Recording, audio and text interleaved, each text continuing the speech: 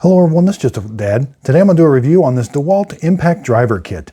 This is model number DCF885C1. It comes with the 1/4 inch impact driver. It comes with one battery, 1.5 amp hour battery, and it comes with the battery charger, DCB107.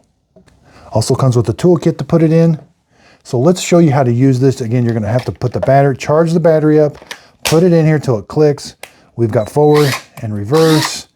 Now to put the bit in there, you're going to hold this and the bit's going to come out, but to lock it in there, hold that collar forward, put the bit in and let go. Now it's in there good. It's got 3 LED lights. Let's drive this screw in. Okay, it's got impact action. All right, now we can reverse it. Same way.